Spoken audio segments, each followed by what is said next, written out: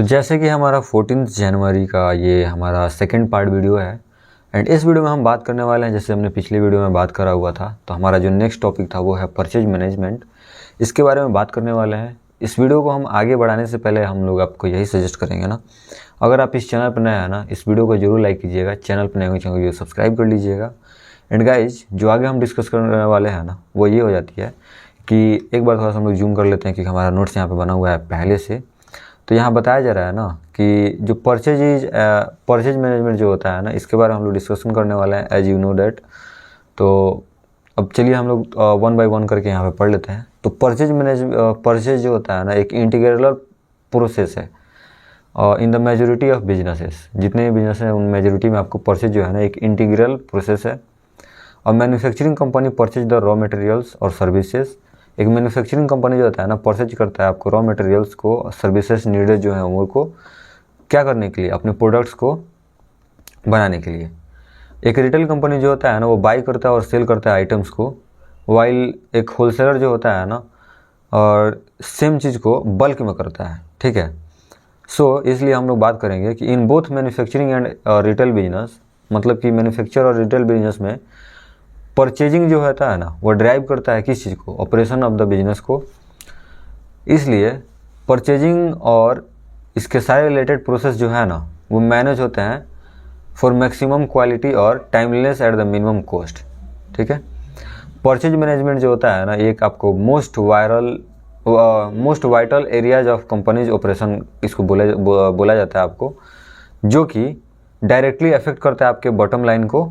और ये इसेंशियल भी होता है अंडरस्टैंड करने के लिए ऑब्जेक्टिव ऑफ परचेजिंग मैनेजमेंट को, साथ ही साथ best result for the business जो होता है ना, उन सारी चीज़ों के लिए। अब हमारी एक और क्वेश्चन आ जाती है, वो है what is purchase management. And इसमें मीनिंग और इसके ऑब्जेक्टिव ऑब्जेक्टिव ऑफ परचेजिंग जो होता है ना, उसके बारे में हम डिस्कस करने वाले हैं।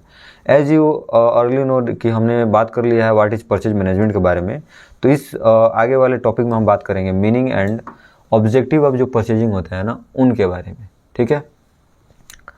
तो आपको कुछ नहीं करना है, जस्ट देखते रहिए यहाँ पे। तो परचेज मैनेजमेंट जो होता है ना, ये मैनेज करता है आपको परचेज ऑफ गुड्स को, सर्विसेज को, जो कि एक कंपनी रिक्वायर है एक सप्लायर से और एक वेंडर से चाहिए उसको। ये आपको एक इंटीग्रल पार्ट है किसी भी कंपनी के ऑपरेशंस का, और एक अपॉर्चुनिटी है क्या करने के लिए, इम्प्रूव करने के लिए इफ़िशियंसी और प्रॉफिटेबिलिटी जो होती है ना किसी भी कंपनी को, उसके लिए यहाँ बताया जाता है ना कि जो भी परचेज प्रोसेस होता है ना, ये यूजुअली आपको मीन करता है एक्वायर करने के लिए रॉ मटेरियल्स को, पार्ट्स को, मशीनरी इक्विपमेंट्स जो होते हैं उनको, और सर्विसेज जो भी होते हैं ना एक कंपनी के रिक्वायर होते हैं एक राइट टाइम पे और एट एन एडवांटेजियस प्राइस पे भी। ठीक है। इन सारी चीज़ों को आपको ध्यानपूर्वक देखना पड़ेगा। एंड हमारी वीडियो अबाउट 3.5 मिनट हो चुकी है। ठीक है। अब ये जो purchase of this goods and services जो होता है ना, ये एम करती है आपको हाईएस्ट क्वालिटी को, जैसे कि while also keeping the price as low as possible. ठीक है। ये जो परचेजिंग ऑफ गुड्स जो होता है ना या फिर सर्विसेज को, ये एम करती है आपको हाईएस्ट क्वालिटी पे, और साथ ही साथ उनके प्राइस को लो रखने का पॉसिबिलिटी जितना भी हो सके ना उतना रखा जाता है।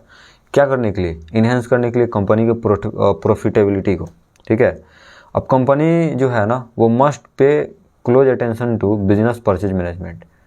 अब कंपनी है ना, वो मस्ट अपना पे अटेंशन रखती है किस चीज़ के लिए, purchase management to maximize the productivity and profitability के लिए।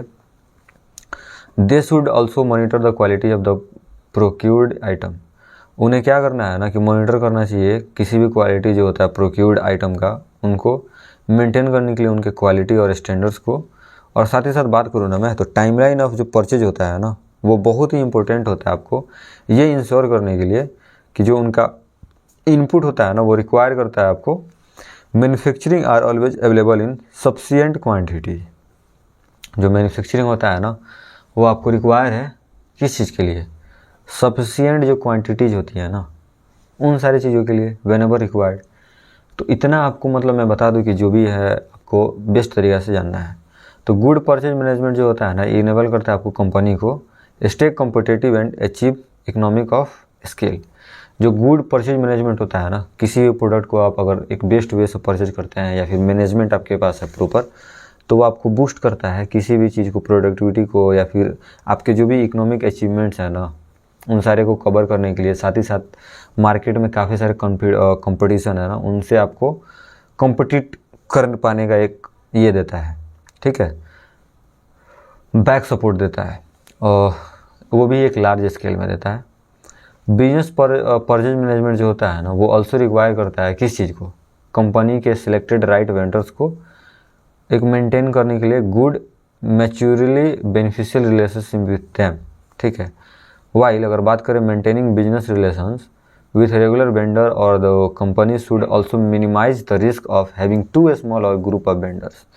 और वहीं बात करें मेंटेनिंग बिजनेस जो होता है रिलेशंस, वो आपको वेंडर के साथ जो आपका रिलेशन है उसको मैनेज करने के लिए, साथ ही साथ आपको काफ़ी सारे जो लोग हैं जिनसे आपको एक रिलेशन को बढ़िया तरीके से बिल्ड करके रखना चाहिए ना, इन सारे में जो बिजनेस में आप एक बिजनेस रिलेशनशिप बनाते हो ना, एक वेंडर के साथ, एक कंपनी के छोटे वर्कर के साथ, ये आपको जो जितने भी रिस्क होते हैं ना उनको मिनिमाइज करवाता है, और टू स्मॉल ग्रुप में आपको वेंडर में इसको डिवाइड कर देता है। तो कुछ इस प्रकार से ये वर्क करता है।